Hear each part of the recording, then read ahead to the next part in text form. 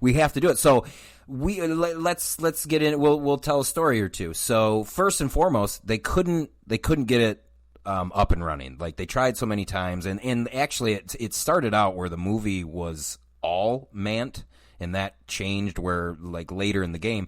But basically they had all these people financing it that dropped out last second, so Universal just, like, had to pick it up.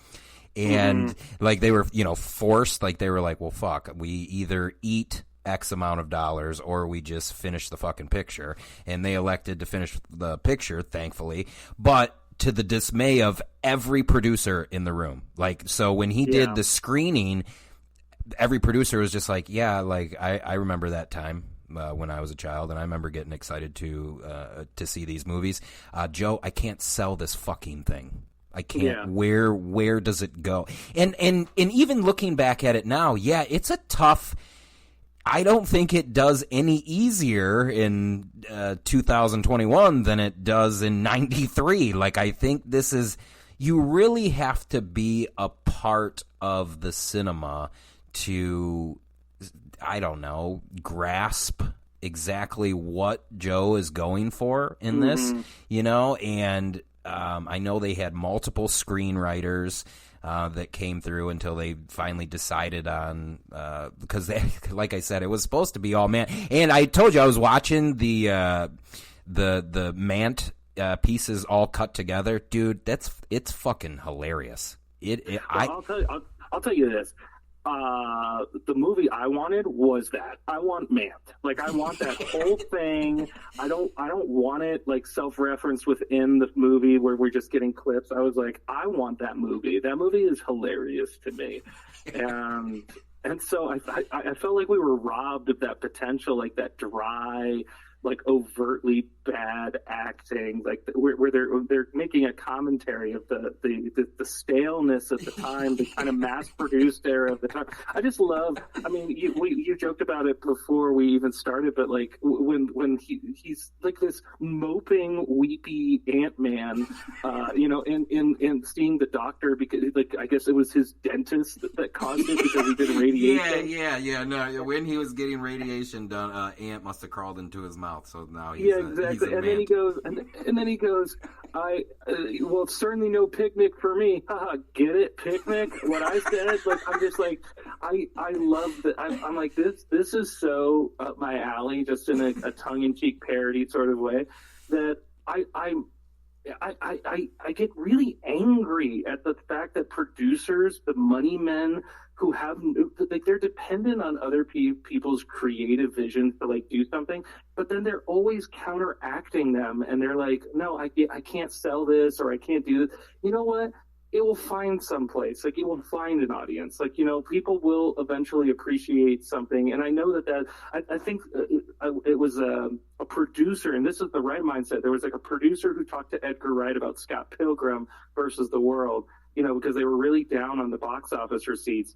And the guy turned to Edgar Wright and said, it's not months, it's years.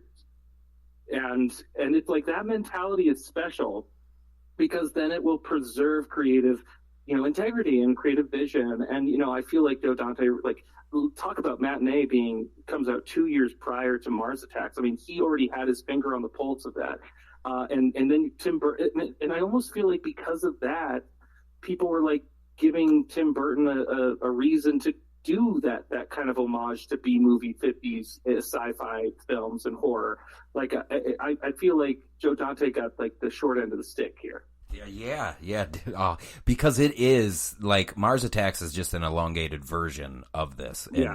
And you can tell, I think we would have seen more of Mant if not for the producers stepping in and fucking it up. And I 100% agree with you, because it's like, okay, you hired these motherfuckers to begin with, right? Like, you've worked with them before, you loved Gremlins and everything, but now that your money's involved, what the fuck am I going to do with a Matinee? And it's kind of like, that's counterintuitive to why you hire, like, I did The Howling and The Burbs, and, like, it's gonna work out fine. It'll find an audience eventually. I don't know. This one's very specific. Like, Scott Pilgrim, I think, is much more, it touches a lot more than this one. I don't know. It's something about, and I also think maybe you need to be a '90s baby. Like certainly. I mean, comparatively, I mean, I've already mentioned Mars Attacks, but then there's Last Action Hero is very much down this line. Yep. What was the Last Action Hero? It was like '96, I think. Yeah, it was a couple years later. So we got John Goodman playing Lawrence Woolsey.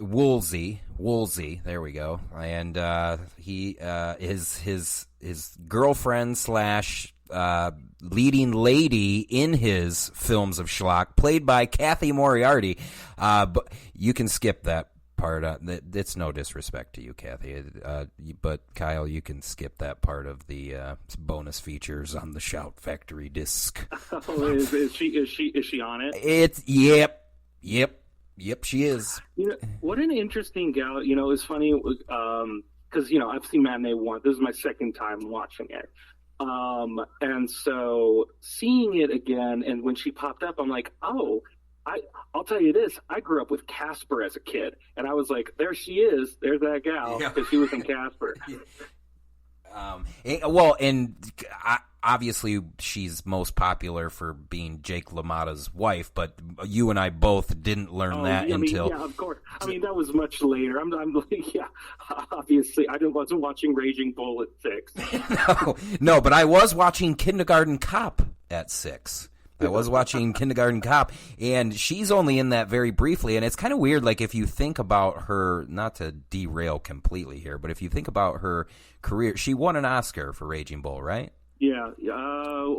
Did she win? Did she win? She was nominated at least, right? Raging Bull got screwed over that year, big time, just all over the place. So it's possible she won, though. It's possible they gave them something. Let's say that bare minimum she was nominated, right? She was a part of a very, she was a part of an Oscar nominated for everything film. And then we see her in this, and then a bit role, and the numbers don't add up. No, I know.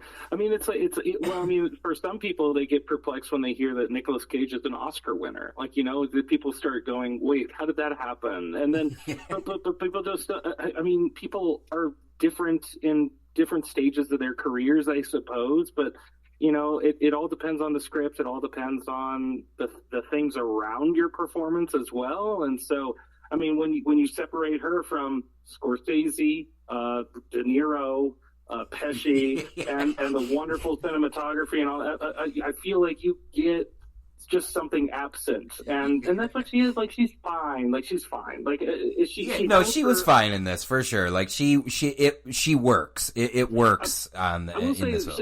Every time like a kid came up because she's dressed as a nurse because that's her character in the movie, and they're just doing like a big PR stunt.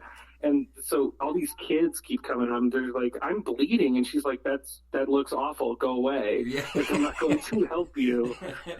Yeah. And then she does even a very good tongue-in-cheek performance within Mant. Because as we said earlier, it's a film within a film. And at one point, we go super meta, and it's a film within a film within a film. When the Mant is running around within the theater, and then the screen is going, hey, look out. I was like, oh my God, I forgot about this. This is super meta.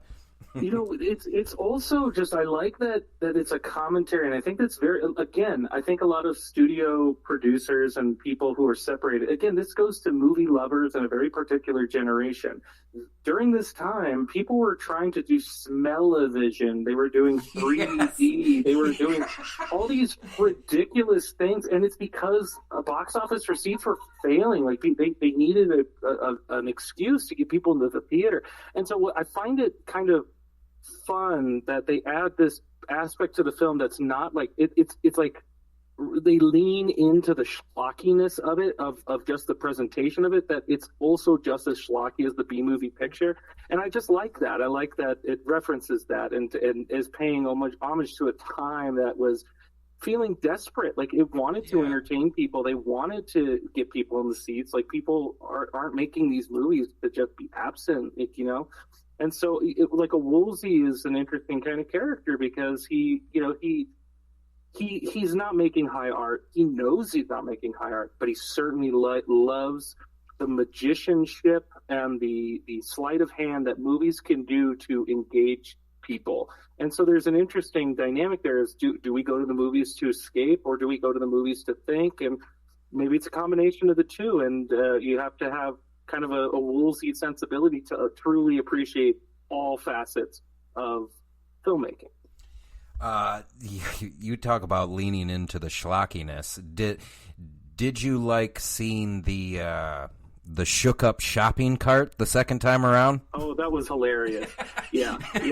And it's funny because like people are making high art horror movies today like Rubber, and then you're going, wait, like Joe Dante already made like a mini movie about this, like but one's a superhero and the other's a telekinetic a psychopathic murderer tire. Like it's just weird.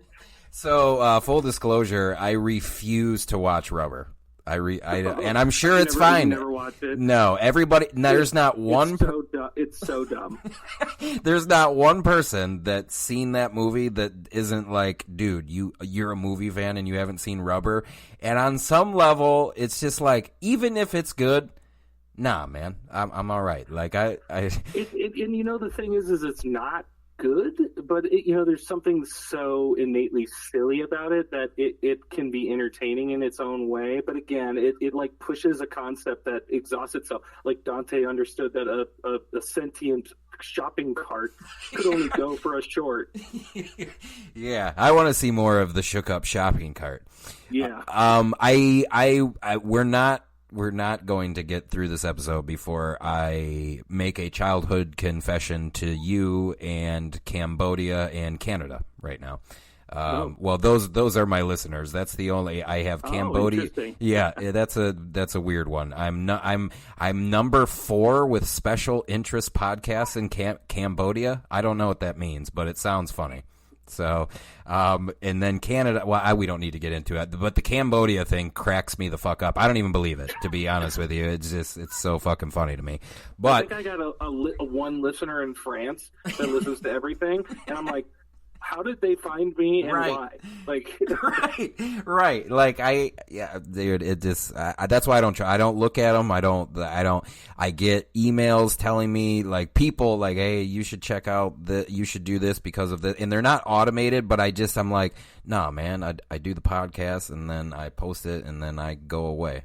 That's yeah. I don't know. And it's probably not the right, when you have actors and shit on, you probably should have a little bit more faith, or at least you should put more into your work. Nah, man, I have to go to work, which is why I can't fiddle with this. Yeah. We're not getting through this podcast without me mentioning. So Simon Fenton played Gene. He's one of the kids in this. So his dad. Basically, there's a family. There's a family that we follow that, and the younger brother, who I just assume is Joe Dante, the older son. Yeah. He's a huge monster movie fan, and he's taking his little brother to the monster movie that Woolsey, and ultimately befriends Woolsey. Talk about fucking just getting ass lucky throughout the entire film. Before you know it, he's just working with him. It's a monster movie kid's dream. Like, I mean, that's what's happening. Yes, 100%. Like, I'm just sitting there. And I think that's why when I was young, I was just like, but I want to be a part of Rumble Rama, and I want to electrocute an asshole. That'll be fun. Let me help you set up. Absolutely. But that's not even, to me, this is because I'm a hopeless romantic, that's the second best thing in this movie when I was watching it at 10. Of course, we have to bring up Lisa Jacob, who I mean, that was, dude, that was my girl. She doesn't know that, but that was my girl. This is the same girl in like Mrs. Doubtfire, right? 100%. And Independence Day. And it's funny. She went on to like become like a doctorate in something, and people still ask what happened to her, and she responds on Twitter all the time. She's like, "Yeah, I got a life, and like I just quit acting." Like, she's a writer now. 2 published novels. She's a writer. Yeah. Yeah, exactly. No, and I agree. She was in a couple of those movies where at a young age it was one of those teenage crushes. Oh, dude, and like my 11-year-old heart the other day when I had rewatch this was fluttering. And just so we're clear, Lisa, I know you're 40, and I saw the ring on your finger during the interview. Still in love with you. Still, now. Just keep that pathway open.